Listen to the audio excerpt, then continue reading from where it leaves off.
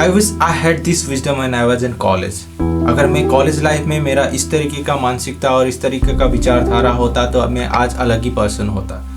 हमेशा मुझे यही सिखाया गया था कि आपको अच्छी तरह से पढ़ना है, पढ़ने के बाद आपको कोई भी एक जॉब करनी है, करने के बाद आपका लाइफ सेट हो जाएगा। लेकिन मैं ये एक्सपीरियंस करता हूँ अपनी लाइफ से कि आप जितना आगे बढ़ते जाते हैं आपको लाइफ में उतनी अपॉर्चुनिटी मिलती रहती है, उतना आप एक्सप्लोर कर पाते हैं अपने आप को। तो मैं आज इस वीडियो के थ्रू आपको कुछ ऐसी चीज़ें बताने जा रहा हूँ जिसको अगर आप इम्प्लीमेंट करते हो तो बहुत अच्छी बात है, अगर नहीं करते हो तो आपको ज़रूर इम्प्लीमेंट करना चाहिए। जो भी आप अपने लाइफ में अचीव करना चाह रहे हो या जो भी सक्सेस का आपने डेफिनेशन रखा है उस चीज़ को आप अचीव करना चाहते हो। तो बिना देर किए हुए चलिए शुरू करते हैं। मेरा नाम फनी है। मैं इस तरीके का वीडियो क्रिएट करता हूं जिसके थ्रू आपको एक एज मिले और मेरा ये जेन्युइन एफर्ट है कि लोगों के ट्रू पोटेंशियल को आइडेंटिफाई करवाने का।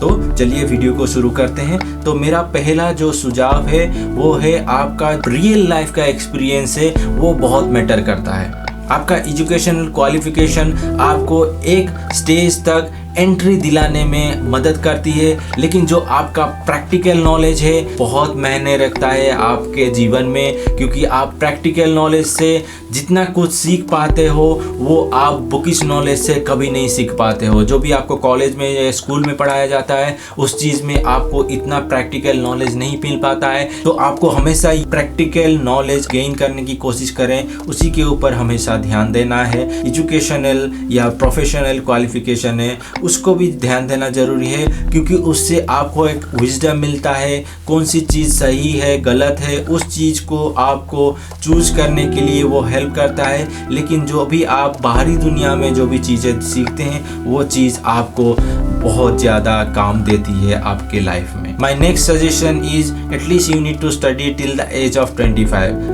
आप जब तक 25 के ना हो तब तक आपको स्टडी करते रहना चाहिए। जो भी आप स्टडी करें, वेदर इट्स एन प्रोफेशनल और इट्स एन एजुकेशनल क्वालिफिकेशन, आपको स्टडी नॉलेज गेन करते रहना चाहिए। जितना नॉलेज आप गेन करेंगे उससे आपको विजडम मिलता है। तब तक आपको काम पे नहीं जाना चाहिए जब तक आपका एजुकेशन कंप्लीट नहीं होता है। एक बार आप अपना जो भी एजुकेशन कंप्लीट कर लेते हैं उसके बाद जब आप एक बार काम करना शुरू करते हैं उसके बाद लेकिन आपको वापस मुड़ के भी देखना नहीं चाहिए। ये अलग बात है कि बहुत सारे लोग हैं जो कि अपने कॉलेज से या स्कूल से ड्रॉप आउट होते हैं और काम करना शुरू करते हैं। उन लोगों का काम करने का पीछे का बहुत सारे रीजन हो सकता है। एक बार आप काम करना शुरू करें तो आपको काम करते जाना चाहिए, क्योंकि उसी के बेसिस के ऊपर आपके फ्यूचर में आगे अपॉर्चुनिटीज मिलती रहती है। उसके बाद माई next suggestion is always read good books. आपको अच्छी किताबें पढ़ने की आदत करनी चाहिए। आपको मैं ये सजेस्ट करूंगा कि आपको एटलीस्ट 10 पेजेस पढ़ने का रोज हैबिट बनाना चाहिए, ताकि आप एक साल में 3650 पेजेस पढ़ पाओ। एटलीस्ट 2-3 बुक तो कंप्लीट कर पाओ। आपको मैं सजेस्ट करना चाहूँगा, ये बहुत अच्छी बुक है जिसको मैंने रिसेंटली अभी कंप्लीट की है। मैं कंप्लीट करने के बाद दोबारा से इस बुक को फिर से पढ़ने की कोशिश कर रहा हूँ, ताकि जितनी बार आप पढ़ेंगे इस बुक में उतने ज़्यादा आपको नॉलेज मिलती रहेगी। ये भी एक बहुत ही अच्छी बुक है जो कि रॉबर्ट कियोसाकी ने लिखा हुआ है, रिच डैड एंड पुअर। मैं नहीं कहता हूँ कि आपको एक ही दिन में बहुत सारी किताबें पढ़ने हैं, लेकिन आपको ये हैबिट रखना बहुत ज़रूरी है। एटलीस्ट आप चाहे तो दिन में 10 पेज का टारगेट रखें और 10 पेज करके आप डेली पढ़ने शुरू करें। बुक के थ्रू बहुत सारे नॉलेज आपको मिलता है, क्योंकि एक ऑथर जब भी बुक को पब्लिश करता है उसमें बहुत सारा उसका एफर्ट रहता है। अगर आप डिजिटल मार्केटिंग में रुचि रखते हैं तो आप अमेजोन में जा करके मेरा डिजिटल मार्केटिंग का बुक खरीद के पढ़ सकते हैं। ये सही बात है कि आप बहुत सारे चीज़ों से आपका नॉलेज गेन कर सकते हो, लेकिन जो बेसिक चीज़ है वो हमेशा बेसिक रहती है। तो आपको किताब पढ़ने की आदत आज से ही शुरू करना चाहिए। अगर आप किताब पढ़ते हो तो बहुत अच्छी बात है, अगर नहीं पढ़ रहे हो आपके एजुकेशन कंप्लीट होने के बाद तो आपको ये आदत फिर से शुरू करना चाहिए। जब तक आप लर्निंग पे ध्यान दोगे तभी आपका अर्निंग भी इंक्रीज होता रहेगा। जब आप लर्निंग आप रोक दोगे तो आपका अर्निंग भी रुक जाता है या फिर स्टेबल हो जाता है। तो आपको रेगुलरली आपके लर्निंग पे ध्यान देना है, आपको कैसे डेवलप करना है उस चीज़ को ध्यान देना है, तभी आपको जा करके अर्निंग भी आपका इंक्रीज होता है। My next suggestion is spend time with people who are better than you.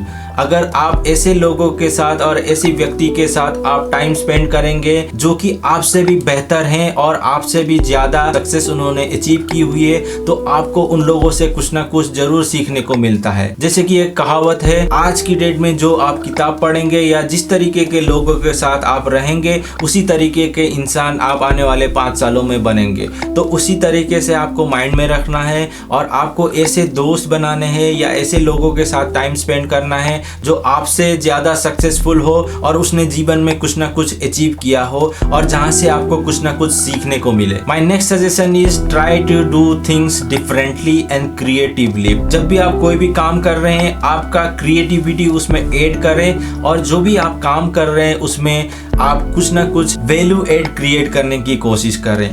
अगर हर कोई जैसे कर रहा है उसी की तरह आप करने की कोशिश करेंगे तो आप भी उसी कैटेगरी में शामिल होंगे और अलग नहीं बन पाएंगे, या फिर आप कुछ भी एक्स्ट्रा करना चाहते हैं उस चीज़ को अचीव नहीं कर पाएंगे। अगर आपको अलग दिखना है लोगों से और क्राउड से हटके दिखना है तो आपको अलग से करने की ज़रूरत होती है। अगर सिंपल सा एग्जांपल दे, आप में जो भी स्ट्रेंथ है उसी स्ट्रेंथ को आपके काम में भी यूज कर सकते हैं। अगर आप डिसिप्लिन पर्सन है तो आप जो भी काम करें उस डिसिप्लिन को आपके काम में इंक्लूड करने की कोशिश करें, ताकि जो कोई भी व्यक्ति आपके काम को देख रहा है तो आपके डिसिप्लिन को देखे और आपके काम को भी देखे। दोनों को ऐड करेंगे तो आप दूसरों से अलग दिख सकते हैं उस काम को लेकर। तो आपको ये हमेशा ध्यान देना है, जो भी आप काम करें वो अपना क्रिएटिविटी और अपने इनोवेशन के साथ कुछ अलग करने की कोशिश करना चाहिए, लेकिन जो भी आप करें उसमें वैल्यू क्रिएट करने की कोशिश करनी चाहिए। Now my next suggestion is always keep a track on your health, because जैसे कि कहावत है हेल्थ इज वेल्थ। अगर आपका हेल्थ रहेगा तो आपका वेल्थ भी जनरेट होगा। अगर आपका हेल्थ सही नहीं है तो वेल्थ क्रिएट करने से भी आपको इतना फ़ायदा नहीं होगा, क्योंकि जो भी आप वेल्थ क्रिएट करेंगे इन फ्यूचर जाके उस वेल्थ को आपके हेल्थ के ऊपर आपको स्पेंड करना पड़ेगा। मैं यही सजेस्ट करूँगा कि रेगुलर आपको, जैसे कि सजेस्ट करता हूँ, 45 मिनट्स आपके हेल्थ के लिए देना है अगर आप लॉन्ग टर्म में अपने हेल्थ को एंजॉय करना चाहते हैं तो। If you like this video, do hit like button and don't forget to share with your family and friends, and if you have not subscribed my channel yet, जरूर subscribe करें। Video देखने के लिए धन्यवाद।